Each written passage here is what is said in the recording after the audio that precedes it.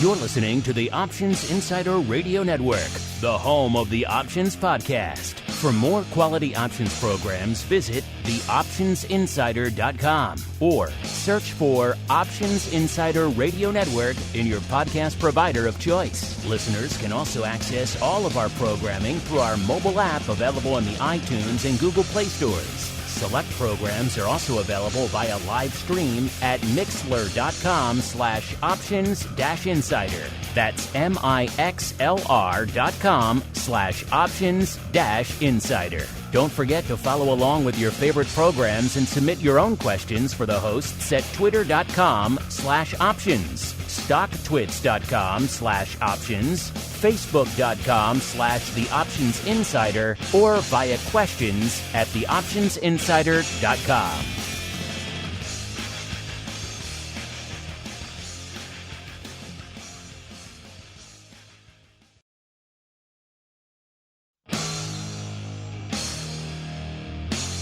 And now, it's time for the show that breaks down the options market from unusual activity alerts to market analysis, strategy overviews, listener questions, and much more. If it involves puts and calls, then our all-star panel will break it down.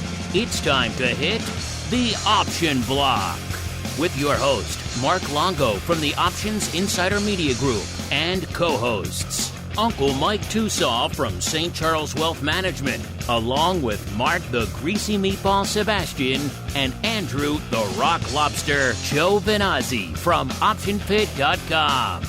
And now, get ready to hit the Option Block.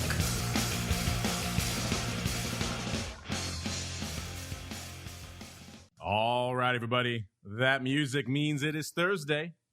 It is noon Central. It is 1 p.m. Eastern. Do you know what your portfolio is up to? What the options are up to? What the VIX is up to? Let's find out together. My name is Mark Longo from theoptionsinsider.com, as well as, of course, from this fine network upon which you are joining this program right now. If you like what you're hearing, keep those reviews coming so new folks can continue to discover this content across a broad array of outlets out there. And, of course, if you have a question or comment, hit us up. We do love to hear from you guys out there as well. Just don't put their questions in the review portions. They tend not to get to us as quickly as you might like. And let's see who we're going to hear from today. First, let's head on out to the quiet, the tranquil, the peaceful hamlet known as St. Charles, where we are joined once again by Uncle Mike TOSAW from St. Charles Wealth Management. Uncle Mike, welcome back to the program, sir. Always happy to be here. The Option Block is a flower of light in a society of darkness these days. We're the good guys, folks. It's a great show. Flower of light. I like it. Uncle Mike getting a little flowery over there, which it's usually my job on this show here, but I'll allow it here today because it's kind of fun. And that frenzy of typing means we're joined by a frenzy of option pitters. Looks like we got double duty on the option pit front. First, let's go out to the rockingest of lobsters, Mr. Andrew GIOVINAZZI from OptionPit.com by way of Carmen Line Capital. Mr. G, welcome back to the program, sir. Great to be here. Great to be here on this lovely and sunny market crazy day. Let's just call it a market crazy day. Schizophrenia day. It is a weird one. It is a weird one indeed. And also joining us to help us parse the madness, the frenzied Austonian himself. Is that what they're called? I don't know. I guess we'll find out. The greasiest of meatballs, Mr. Mark Sebastian, also from OptionPit.com by way of Carmen Line Capital. Mr. Soon-to-be Austonian, how are things, sir? Typed like a frenzied person, and then we lost him. Mr. Meatball, are you there, sir? He's there. He's listening. In the meantime, let's keep on rolling right on into the trading block. It's time to break down the latest topics, trades, and trends in the world of options. It's time for the Trading Block. All right, everybody, welcome to the Trading Block, the portion of the show where we break down what the heck is trading, what is lighting up the tape, and there's a lot to parse out there, listeners. The market's taking it on the chin for the most part. Again, it depends kind of where you look, where you hang your hat, what is going on in your major index out there, but most of them showing a lot of red on the screen. We're seeing Dow feeling a nice drubbing, off about 0.75%. S&P off about 1/3%.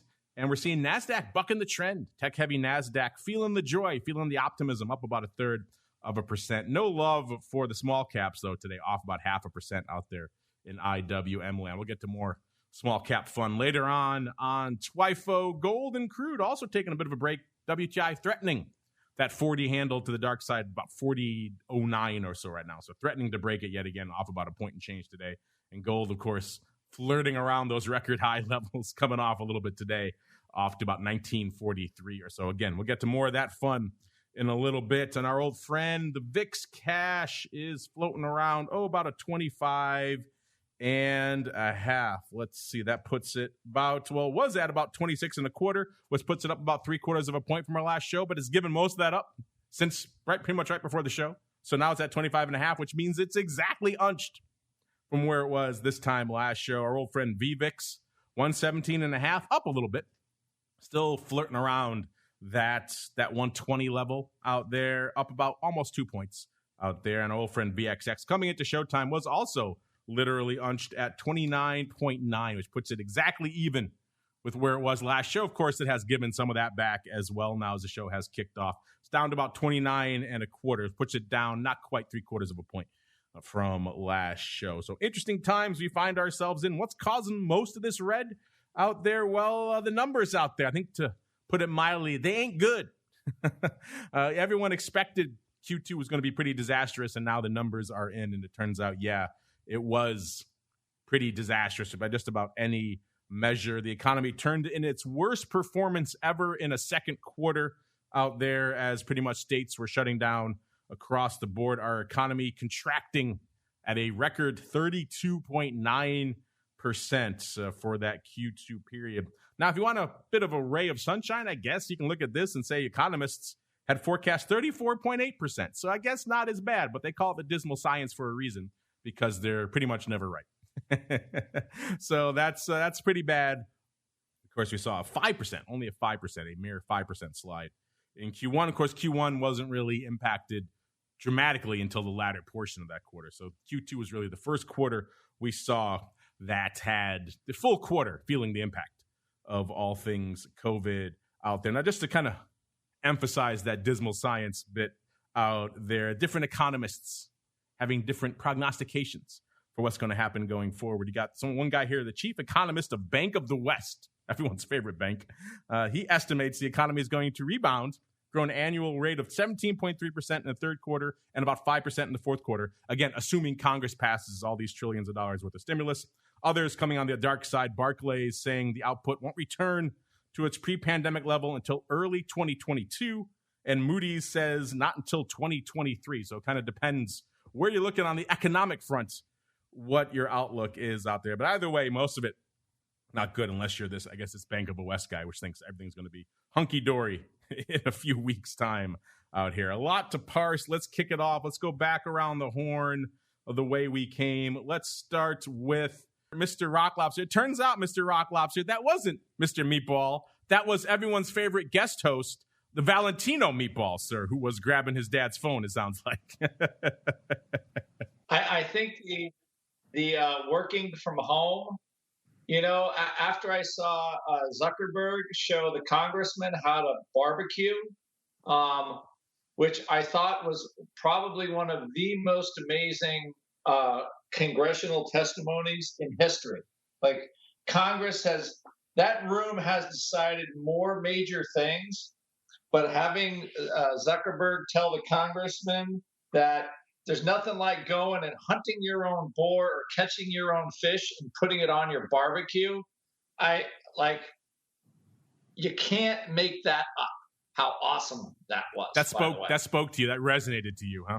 That I'm like, wow. Like, some guy's probably living in a $30 million house on the top of Nob Hill in San Francisco or Pacific Heights. And he's got his backyard green egg and smoker. And he's saying, hey, what are you doing, Congress? Come investigate. Like, what? Clearly, he was not very worried about his testimony. Bezos was eating a potato chip. I mean, like, Are these guys serious? I know Congress is supposed to move slow, and it's a deliberate body, and it takes forever to get things done. And the founding fathers set it up that way. But I swear to God, the perp walk, there's no value to the perp walk for Congress if the guys can't be in the room. You know, they can't shame. They can't shame effectively remotely. Not even close, because like you can hit the button. Wait a minute, my internet connection's going out. Internet connection's going out. Even though I'm the CEO of Google, sorry, bad internet connection, going out. So I have to say, it's probably the first shot over the bow. It'll take years because we have laws and courts, and those companies have endless dollars. So it's always all the stupidest thing pretty much I've ever seen. So can Valentino pick up Mark's phone and hop in on the option block? I think the bar has been set by Mr. Zuckerberg as far as dialing it in. Yes, he did quite literally phone it in out there. So aside from virtual testimony, what else was lighting up your tape this week, sir? Well, okay, so Volman had tweeted out that inflection point at about 24 VIX, which is the bottom of zone 4. Fourth time since in the COVID era, I would call it that. We closed in the 24 handle for VIX, and we bounced off it like a rubber biscuit. And it's mostly just, because this vol has, when the market's moving around, vol is higher. And, when you have over 1.5% per month per day, that generally is 24 vol, back of the envelope calculation. So that it tends to be like the danger zone, which is what we're still in, is, that's kind of a sentiment. So today we had like kind of a moonshot this morning, 30%, 35% drop. When I heard that, and I think Trump's re-election campaign, kind of tough to spin that one. No matter how you do it, he's going to be hung with the worst quarter in 50 years or something, I'm sure, or maybe ever, I think, for sure, forever. It's not like he hasn't bounced back from catastrophes before, but it's definitely not a good one. And all of a sudden, I think we're down 1.5%. Everybody's like, and they bought it all the way back again. I mean, I'm not going to be surprised if we have SPY down today, SPX down today, and VIX cash down by the end of today. That would not surprise me in the least right now. So it's just a sign of what we have. And as far as it goes, it's hard to, we're at an inflection point. We can't break through it. And I will be surprised at this point, really, if we really do. Personally, it'd be great for me if it happens, but from a vol point of view, we keep kind of hitting this level and bouncing right off it again. And I think this is TOSAW's pain in the butt level as well. For me, it's 24 for VIX, and for TOSAW, like, okay, do I start selling some put spreads again because the market's actually up on the year? And I think we keep dangling on this, and I think we're now officially up for the year, or hovering right around that number. So it's like, are we, aren't we? And we just keep bouncing off this level. So I think it's definitely the reality of the situation hit, but it only bothered people for about 1 hour. That was it, realistically, 1 hour. Yeah, it does seem like I said it before, this bull has an amazing ability to shrug off even the most cataclysmic of news, which this certainly would fall under. Of course, if you look at rays of light, I suppose you want to look at glass half full. You can say the latter portion of the quarter, things started coming back, but because states were reopening again. But of course, we all know how that's looking now. The states that were reopening are now the hardest hit with COVID. So it's kind of hard to argue that that growth or that mitigating of the sell-off there, the disaster of the GDP is going to continue. But hey, maybe. I guess it depends what kind of rosy outlook you look at the market through. I'm not talking about rosy outlook. I'm talking about Uncle Mike. But of course, Mr. Uncle Mike, my birdies have told me that perhaps this is a somber day for you? Because now today, the true impact of COVID has hit home for you today. Is that correct, sir? I got to be honest. Yesterday, so I'm a part-time coach at a local college in the area, and so I coached high school football for many years. But high school football is one of the most special things of all of America, and so Division III small and junior college football was basically put off till spring a while ago. So I've dealt with that, but there's something about high school football that brings communities together, it brings people together, and it's just a very special part of America. And so it just ripped my heart out yesterday when Pritzker took it away. Now, I understand he's doing it for safety, but it doesn't make it any easier. So with that, it is kind of a somber time in that regard. And so, but with that being said, if it helps people stay alive, then hey, that's fine. But nonetheless, it's still not pleasant to know that on Friday nights this fall that all the young athletes out there are not going to get to enjoy football. But that's life. But in terms of how the market is doing and where we're looking at on things, I think that the big news right now, along with Zuckerberg's barbecuing, would be along the lines of just the negotiations that are going on in Congress right now for either extending the jobless claims, which end tomorrow, or putting out another stimulus check of another $3,000 or whatever, or $1,200 or whatever per individual, $3,000 if you got a family of four, or whatever the case may be. And so what's happening right now is, in case you guys aren't, or just to fill in our listeners, is that if you file for unemployment, you usually get a state benefit, and usually it's going to be between $100 and $400 a week, depending on how much you were making, your ability to work. It's a variety of functions. However, in what the federal government was doing as of a few months ago is they were adding a $600 kicker to it. So even if you only qualified for, let's say you only worked part-time or you didn't make a lot of money, let's say that you only were going to qualify normally for maybe $250 a week, well, then all of a sudden you're making $850 a week just because of this automatic $600 bonus that you're getting, then a lot of people were getting raises because of the unemployment benefit expansion. And that expires tomorrow. So with that, what that means is that there's going to be a lot of people out there that are all of a sudden going to get their government checks taken away from them. And that might not bode well for the economy immediately, because people don't have the money to go out and buy a pair of shoes, or they don't have the money to do those things from the standpoint of the consumer. Now, with that being said, you have it so that there is both Democrats and Republicans want to give some type of money out to the people right now. It's just the classic debate of whose way is right.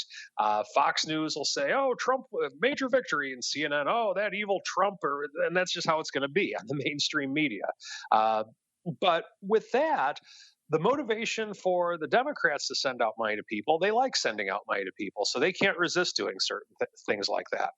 But now what's interesting is that the Republicans want to do it too, because if we have a doom and gloom economy and markets crash, then the Republicans won't get reelected that are already in office, and they don't like that. So with that, I think the issue now is not necessarily if we're going to get some type of stimulus or some type of unemployment extension or whatever the case may be. I just think it's going to be how much. And so I think the market knows that for those reasons. And it's going to be interesting to see how this plays out. Now, the other thing is that there's also the mail-in election issue. They don't really want that, or the Republicans don't really want that, so to speak. Now, I know Trump's pushing now to get the election day pushed back a little bit. And so there's a lot going on with that as well. So we have a lot of political uncertainty. And what it's led to in the market, in the stock market, over the course of the last, I'm just looking at my chart here, since probably about early June, we've just kind of been tinkering around the 300 to the 320 level. And since probably about the last 2 weeks or so, we've been tinkering around the 320 level with SPY. And so I think the market's trying to make up its mind in terms of, oh, okay, well, maybe we have a vaccine coming, or, well, we're going to, even if we don't have a vaccine coming, then maybe we're going to get more stimulus checks until we actually do have a vaccine. So there's really no reason for it to go down.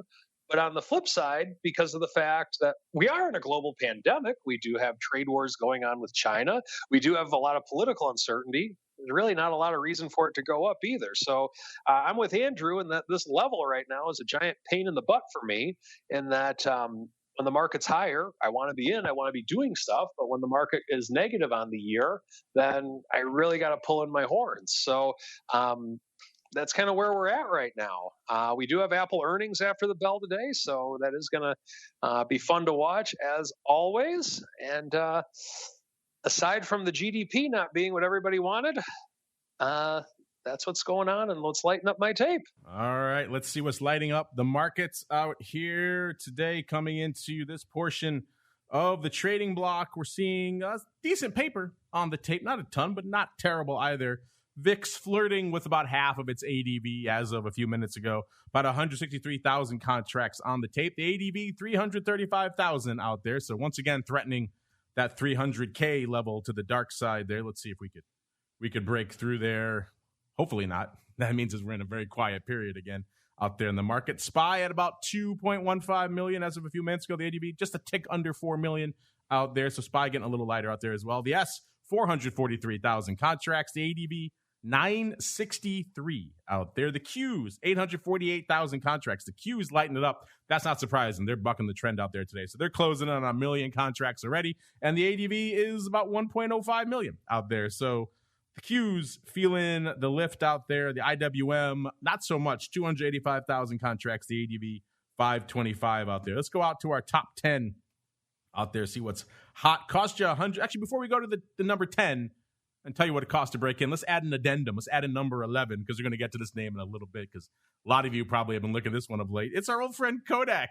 Circled the drain not too long ago. Now it's back. It's number 11 on our top 10 today. Just a tick under Facebook at 170,000 contracts on the tape for Kodak. But that ain't enough to do it. That doesn't break you into the top 10. That cost you 174,000 to break into the top 10 today. That's Facebook. Number 9, UPS in the top 10, $1.76 on the tape. Number 8 and number 7, we got the Twins back. Number 8, Boeing across the street, $1.82 on the tape. Number 7, Bank of America, the ticker Twins, BAC at 185,000. It's so funny how they always line up together, or very usually at least. Number 6, all the way down number 6, we find Tesla, 186,000 contracts. Number 5, PayPal, fighting its way back into the top 10 over there, 211,000. Number 4, perennial top 10er Microsoft, 219,000. Number 3, Apple, 309,000. Pretty much most of the names that testified this week are all in the top 10. Number 2, Qualcomm. Qualcomm back up there, 313,000. Number 1 with a bullet this week, AMD, on fire, 539,000 contracts. The most biased paper is in Qualcomm, 77% of that to the calls. Actually, I take it back. UPS, 78% on the call side. Even though Kodak looking pretty bad there, 70% in the dark side, the puts. We'll get to that in a little bit. First, let's break down what the heck is popping off this week. A whole heck of a lot of stuff. Let's just get to some of the names we got here. Again, earnings move results, earnings season reports, all new, all freshly updated for you over there. TheOptionsInsider.com is the place to go. Lots of names popping off. Let's start with the big one you guys like to look at. The old APPLs out here. They're popping off today. As of this report, which is hot off the presses, they were at 380.16. In the past, they've moved $15.22. Right now, they're pricing in $14.67. So a little light on the Apple front. Kind of interesting. Amazon at 3,033. Say that with a straight face. 3,033.53 for Amazon, to be precise. In the past, they have moved $141.71 in aggregate across their earnings in this quarter. And right now, they're pricing in 168.5. So more juice on Amazon. Perhaps not surprising. They've been one of the big movers of this post-pandemic, or I should say during pandemic era. EA, Electronic Arts, 135.93 as of this morning. They were pricing on the past they moved $6.30, and they're pricing in $6.81. A little bit of extra juice on the gaming front out there. Facebook, they had to, of course, delay their earnings. Now they're popping off today as well. $233.29. In the past, they've moved $13.44. Right now, they're pricing in actually a little bit light, $13.21. So all the headwinds against Facebook, all the drama, all the controversy, and they're pricing in less volatility. That's probably a little bit surprising. Gilead, a lot of you have asked about Gilead out here. Gilead, $73.01 as of the time of this report. In the past, they've moved $2.14. Right now, they're pricing in $2.55, double. So a little bit of extra juice out there in Gilead, but perhaps not as much as you might assume. The Googs, the Goog twins. Let's go to the GOOGL, a.k.a. Alphabet. $15.23.5 as of this report. In the past, they've moved $69.25. And right now, they're pricing in $67.14. So pretty light from a straddle perspective. That works for the mothership Goog as well. Both of them pricing in light vol. Let's get a front away from tech a little bit. Let's go out to another crazy name, WWE. It's had all sorts of weird movement during this pandemic era. They're after the bell today as well. Today is a big day, listeners. $44.50 as of this report. In the past, they've moved $3.35. Right now, they're pricing in $4.73. That's kind of rich.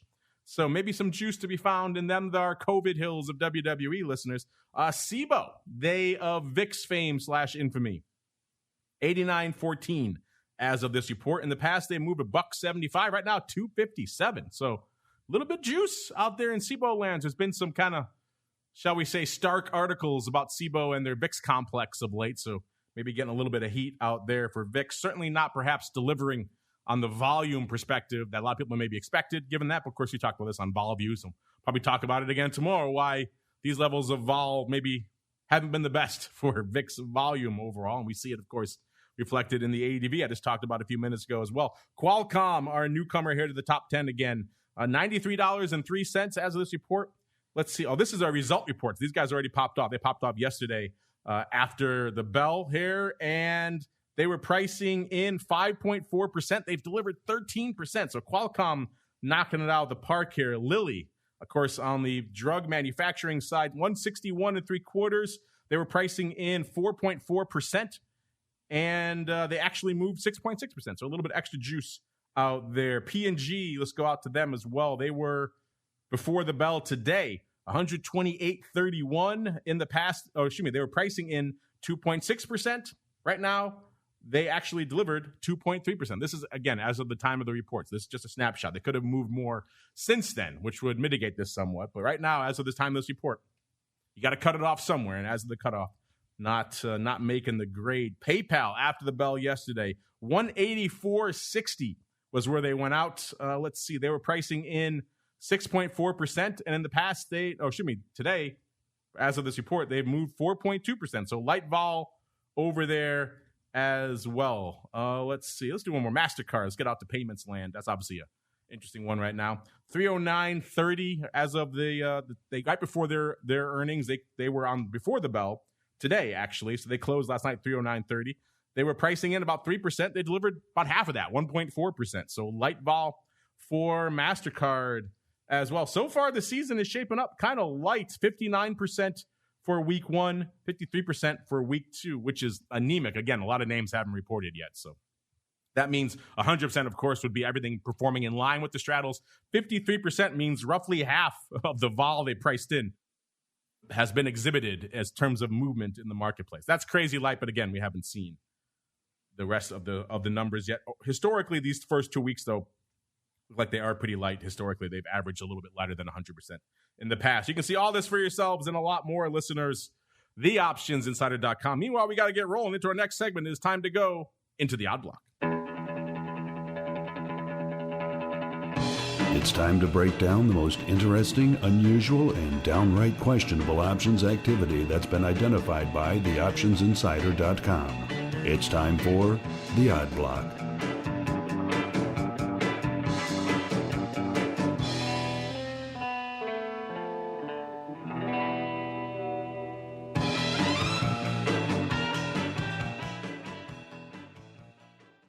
All right, everybody, welcome to the Odd Block. We actually have some user requests coming in for the Odd Block today in terms of names you guys want to see. One of them, of course, has been dominating a lot of the tickers this week. It's Kodak. We had this one. We talked about the death spiral, this one on our show. Doesn't seem like that long ago. It was quite a while ago when they filed for Chapter 11. Of course, the days of film, perhaps not so much. Seemed like they had pivoted once already to try to go the crypto route. And apparently now they have pivoted again because of the Trump administration announcing earlier this week through the Defense Production Act that they are now a pharmaceutical producer. Bam! Just like that. And the shares jumped wildly on the news on Tuesday, over 200%, up 318%. Eventually, they triggered 20 circuit breakers to the upside on the NYSE. So they were halted 20 times throughout the day, up 650% at the top of that apex out there. And now net on the week, they're up over 1,600%. So a crazy week for Kodak. If you weren't watching the madness, listeners, they were at up 254 on Monday. And then by Tuesday, they were trading $8. And then Wednesday, the guy really took off, 43.5. They're at 35.96 right now. So a lot of craziness here. A lot of you guys were chiming in about this one. We'll just bump you up from our mail block here. First off, we have On Solid saying, yeah, baby, we now have weeklies to sell about Kodak. So there you go. More options, pun intended, always a good thing. Sebastian, not the meatball, maybe it's the crab, saying some traders may have a sore butt from yesterday, to put it in the family-friendly vernacular out there. And we've got the alerter chiming in saying, and someone's being investigated for insider trading when it comes to Kodak. And that's a lot of people chimed in with that, saying, hey, did you see anything weird on Kodak leading into this announcement? So we thought we'd kick off our odd block looking at Kodak. Like I mentioned at the top of the show, they are actually number 11 right now as of today's activity. But a lot of that activity is fading at 70% of that 170,000 contracts coming on the put side out there. So folks, not feeling the continued effervescence for this upside out here. Let's parse it a little bit. Let's dial the Wayback Machine back to Monday, because that's when, if you're going to see this paper come in and this quote-unquote pick-off paper, the people who know something, and as someone who's been on the other side of a lot of these trades, you can usually spot the signs of this stuff. That's where you probably would expect to see it start coming in, especially when the stock was $2 and change. You could score some options for some pretty decent, juicy levels. And it doesn't seem like there was a ton of paper that would qualify in my category, first glimpse as, crazy pickoff paper on Monday. In fact, the biggest print was actually looks like paper selling the 2.5 puts 250 times. So we're not talking big prints, and also overall not a lot of volume either. In fact, there were looks like some interesting call scoops. I guess you can call them well-timed because they made some money.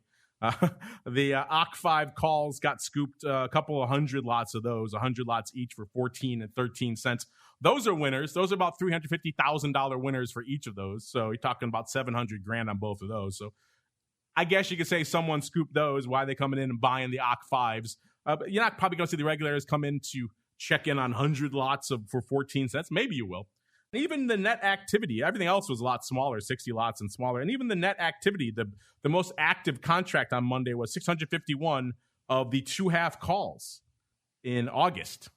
And then 312 of the AUG 2.5 puts. So if you think the thing's going to explode, you're probably not going to be selling puts.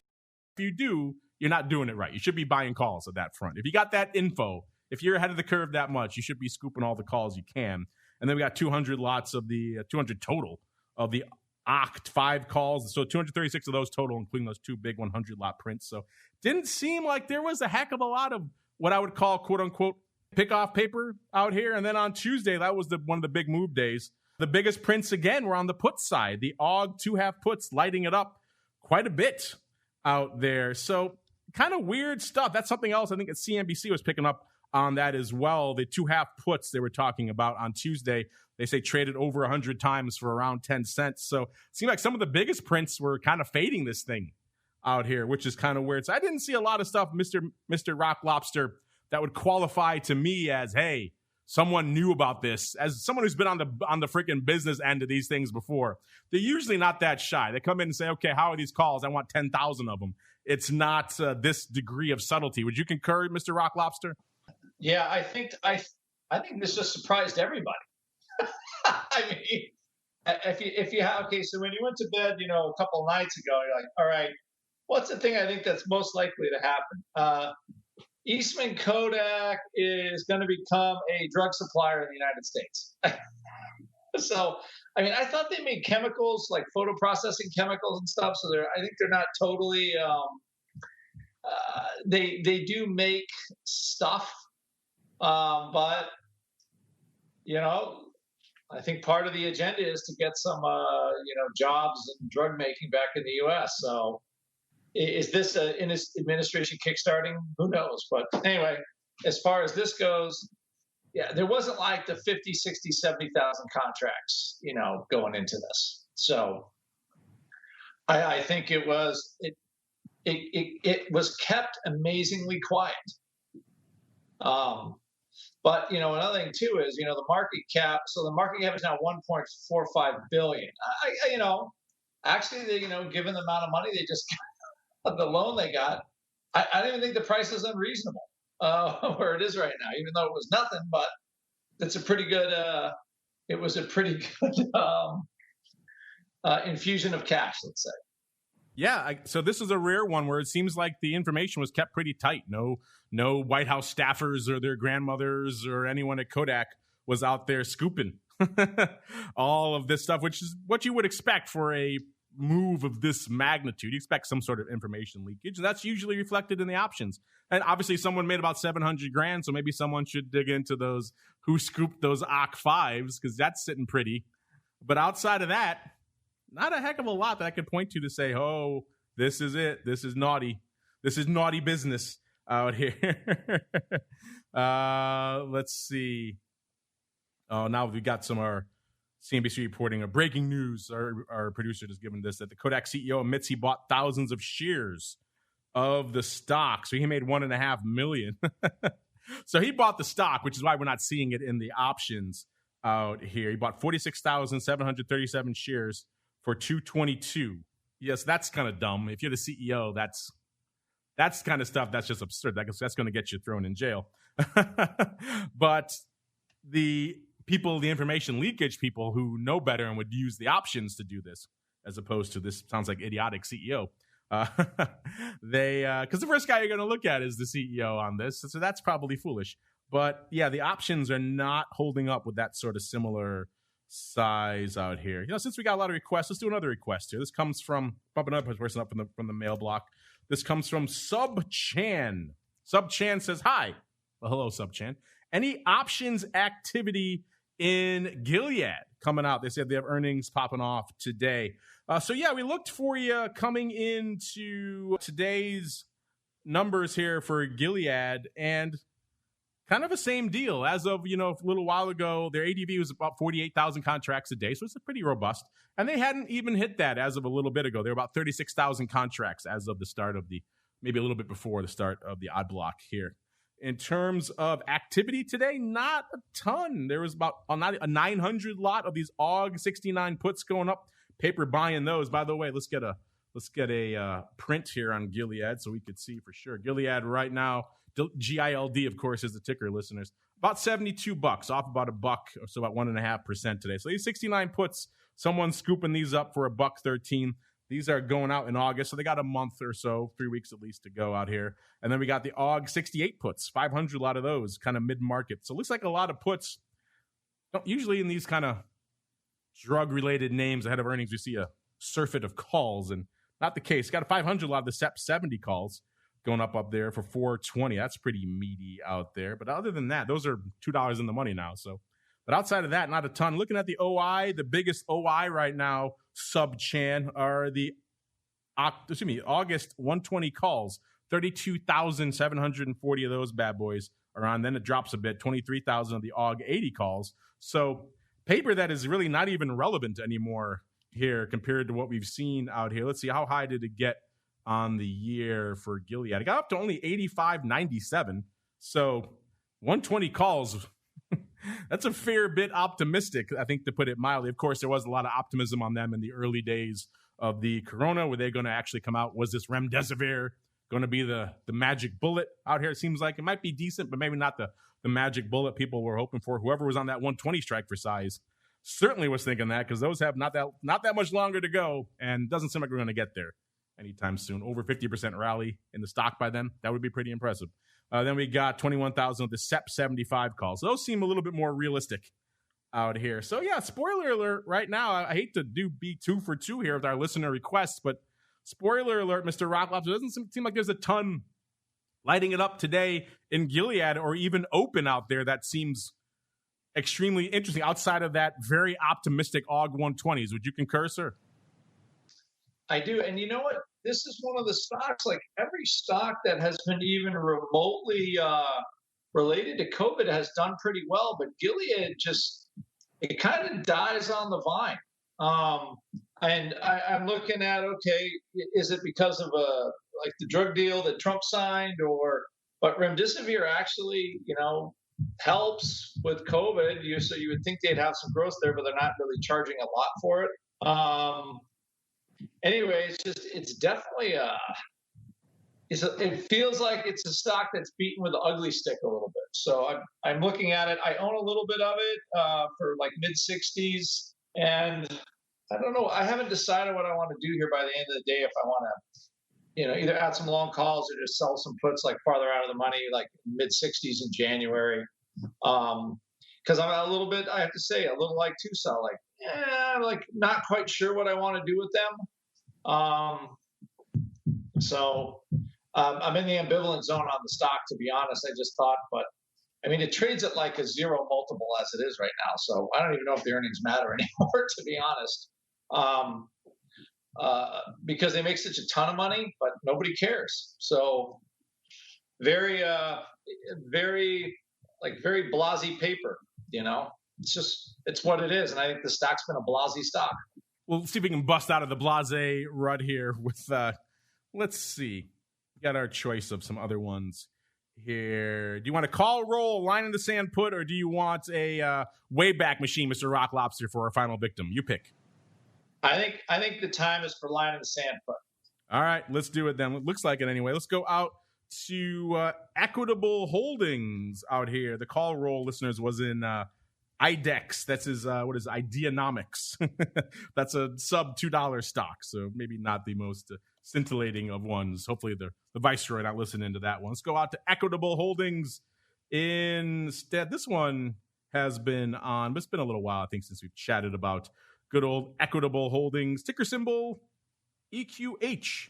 Out here trading right now $20.15, off about $0.50, so about 2.5% out here. A year ago, this thing was trading $22.78, so not that far north of where it is right now.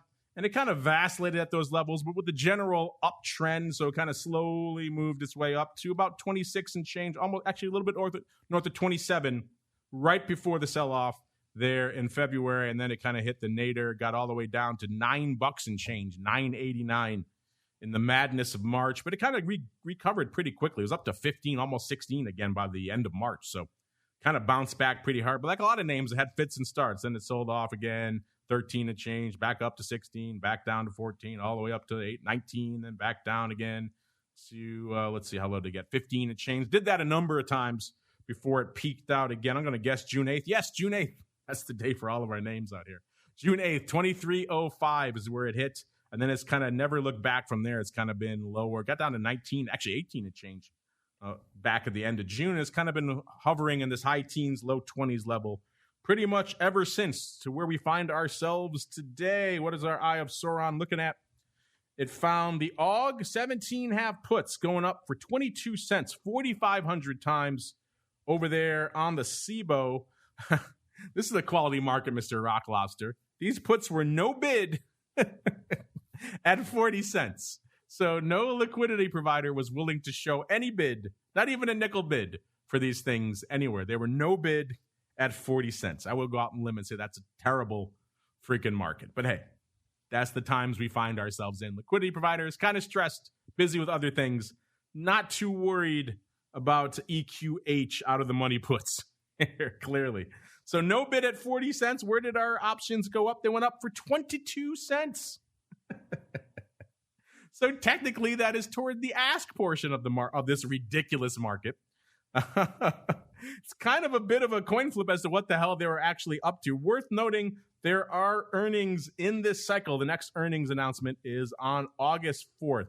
So, Mr. Rock Lobster, you can look at this two different ways. You can look at this and say, I think someone was managed. That'd be a pretty decent amount of juice on a no bid put if they got 22 cents out of it. So if they were selling it, they could be saying, hey, I'm drawing this line in the sand this far, no farther, and I'm getting 22 cents to do it, which is nice. Or you could also say that offer was ridiculous and they got a much more reasonable price to buy it, and they're concerned about earnings, and so they're hedging through the earnings cycle and willing to pay 22 cents to stop themselves out at 17.5 level. Which way do you fall on this head scratcher, Mr. Rock Lobster? I have to say, we have talked about this one, and this is, I believe this is one of those. I think this is AXA. It's insurance. I don't know why they hate this stock so much, but man, they sure do. I think for somebody that wants to be a long-term holder, collecting 1%, I think you're doing a little better than the dividend. The dividend is pretty decent. It's 17 cents. It's going to be paid on the 28th. You could double dip on the divvy and try to get 2% return to the middle of August. I mean, crazy market. They put up some decent numbers. I think line in the sand put. I think that the stock traded up below 20 for a little bit today, and somebody took that opportunity and said, hey, you know what? I'm looking for a bargain. I mean, it's showing they're showing book values like in the $40 range. You never know with book value with insurance companies. It's kind of like who knows what it's all worth. But anyway, they do a lot of retirement stuff. It looks like a very, very inexpensive company that pays a pretty decent dividend, and like a long-term holding. That's all. So I think as line in the sand put is pretty, any line in the sand that pays 1% or better per month, I think that's reasonable, right? Because you're buying the stock well below the market. You're still looking for a yield, but your goal is to buy the stock ultimately, and you got to be happy with that. Yeah, I'm just impressed that they got 22 cents when they were showing no bid. That's an impressive sale. Surprise. Oh, we're not going to pay anything for these. Oh, okay, twist my arm. I paid 22 cents. That just shows that's the markets we're getting right now, listeners, as we head on into hopefully your questions are better. It is time for the mail block. It's time to take your seat on the All-Star panel as we read your emails, tweets, Facebook messages, website comments, and much more. It's time for the Mail Block. All right, buddy, welcome to the Mail Block. A lot of you guys chiming in on a lot of different segments. We already featured a couple of you in the Odd Block, so a little bit of a listener-directed Odd Block there. Hopefully you enjoyed that. Oh, so many different things you guys are commenting on. 151, this man's a genius. True genius. He says, McDonald's commenting on their revenue falling 30%. He says, they shouldn't have gotten rid of the all-day breakfast. And yes, I'm with you completely, 151. That was their best move in decades, and now they've gotten rid of it in this pandemic. Granted, I haven't been to McDonald's in a while, but if I would, I probably would go for breakfast. So getting rid of that, on top of Uncle Mike losing his beloved high school football, losing the all-day breakfast at McDonald's, now we see the true price of Corona. Outside of the horrible, catastrophic toll we've seen already in the economy and certainly in the lives lost, now we're seeing the ancillary impact that are horrible. And that, of course, all-day breakfast going the way of the dodo. Hopefully, saner heads will prevail over there, 151, and they will bring this back out there. Mr. Uncle Mike, I know high school football loss was a big one for you. Does this sting equally as much to you, sir, the loss of all-day breakfast at McDonald's, sir? Not quite to that level, but I'm with you. If I do go to McDonald's, I typically try and get a breakfast sandwich. I like the sausage, egg, and cheese McGriddle if I'm going to go there. But, I live in the Chicago area. If I want a burger, I'm going to Portillo's. I gotta say, I don't think I've ever had a Portillo's burger. I think they're known for their Italian beef and their hot dogs. I get that a lot. But I never had a burger at Portillo's. I'll have to go try one. I've had their ribs quite a bit, too. Their ribs are very good. But, and if you don't live in Chicago, listeners, you have no idea what they're talking. So you recommend the burgers at Portillo's, Uncle Mike? I recommend anything at Portillo's. I even like the water at Portillo's. Everything is so good there. It is close to us here, so that's one of the few places, and they do have a pretty decent drive-through over there. So that's one of the few places we've been hitting here in the quarantine. A lot of Italian beef and chicken tenders and all sorts of fun. No ribs. I'm not making ribs in the quarantine, so that one hurts a little bit. All right, next up, we got frequent listener Tony Weber chiming in via the live chat. He says, I have another VIX-related question. If SPY drops 10 points in one day and then recovers 10 points in the same day, netting 0, do I use 0 movement or is that a 20? Well, first off, if you use SPY, it's not going to be anything for VIX because VIX, of course, is coming off of SPX. So a little bit of a ticker snafu. Now, if SPX drops 10 points, you got a little bit of a different beast. But Mr. Rock Lobster, ticker kerfuffle aside, let's say if the S drops 10 points in the day and then recovers 10 points, what do you use in your model, sir? Are you going 0 or are you going 20? Explain it to Mr. Tony here. So is he asking me what do I think the vol is on the, what do you call that, the doji move? It moved but it went nowhere move? Am I answering that question properly?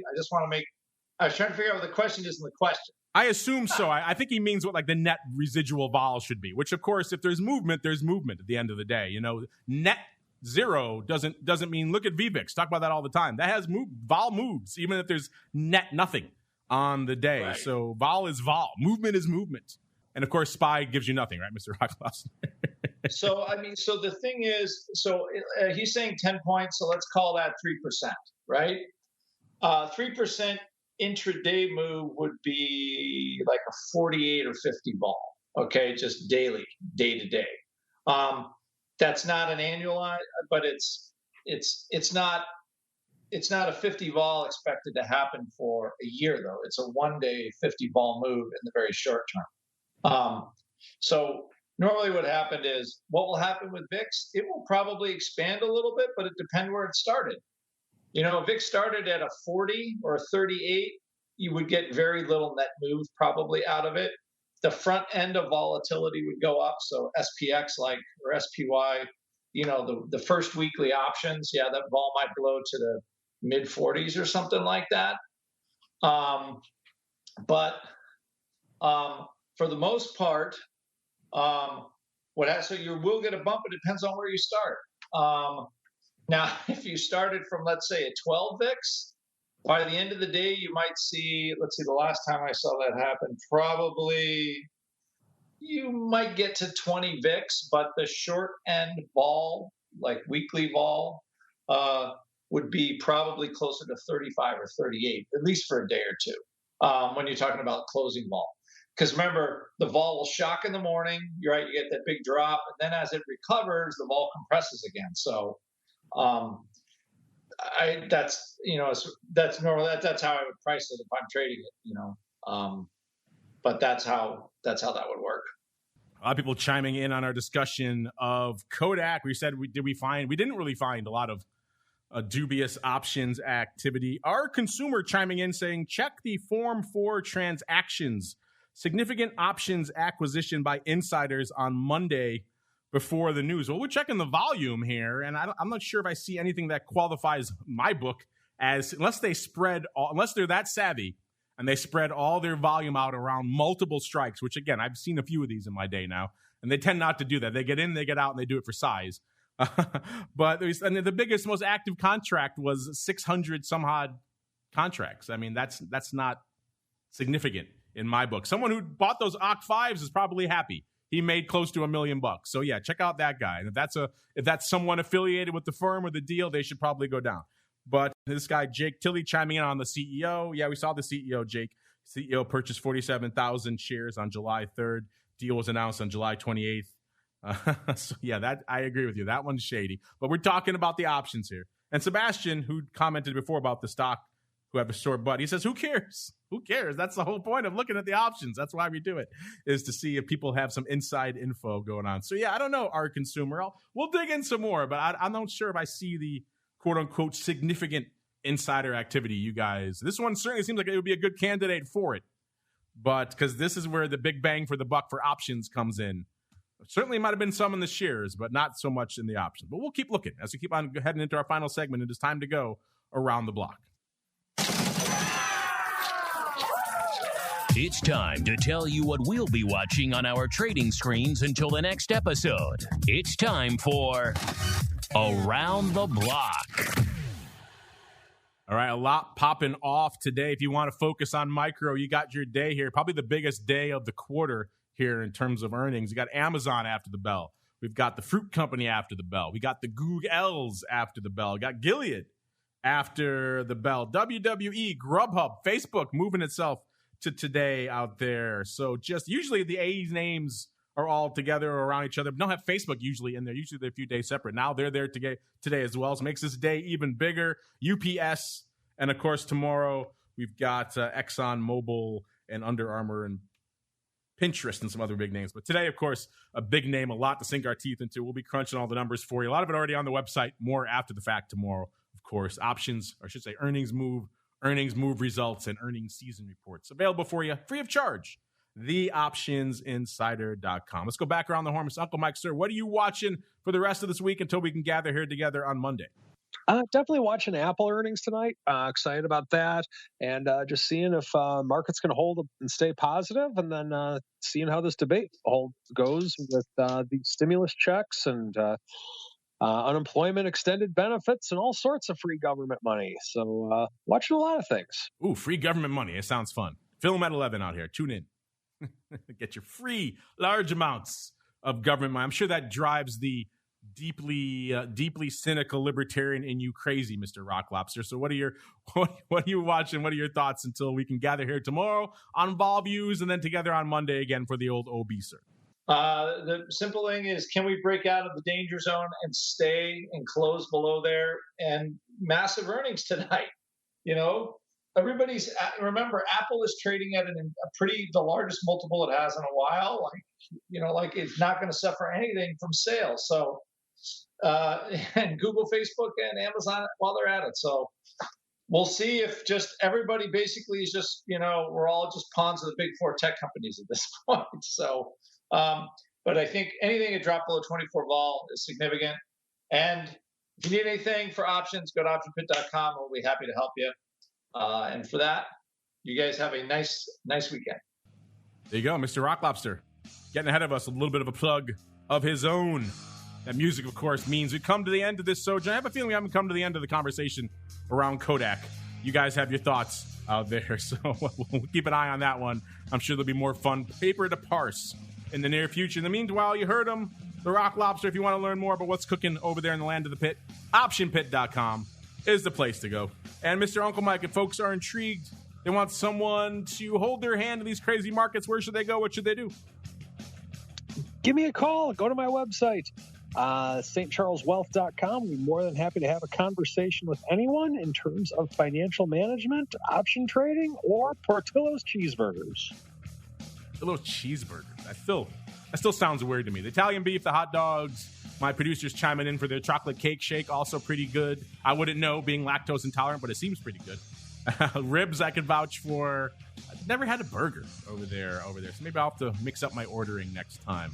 Check it out. Portillo's, listeners, is a good place to go. And, of course, Uncle Mike, St. Charles Wealth is a place to go for more information. On behalf of the unklest of Mikes, the rockingest of lobsters, and indeed myself, I thank all of you out there for downloading, streaming, subscribing, sending in your Qs. Hopefully you liked our A's.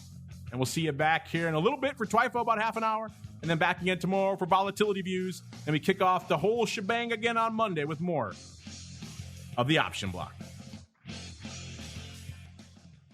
You're listening to the Options Insider Radio Network, the home of the Options Podcast. For more quality options programs, visit theoptionsinsider.com or search for Options Insider Radio Network in your podcast provider of choice. Listeners can also access all of our programming through our mobile app available in the iTunes and Google Play stores. select programs are also available via live stream at mixlr.com/options-insider. That's mixlr.com/options-insider. Don't forget to follow along with your favorite programs and submit your own questions for the hosts at twitter.com/options, stocktwits.com/options, facebook.com/theoptionsinsider, or via questions@theoptionsinsider.com.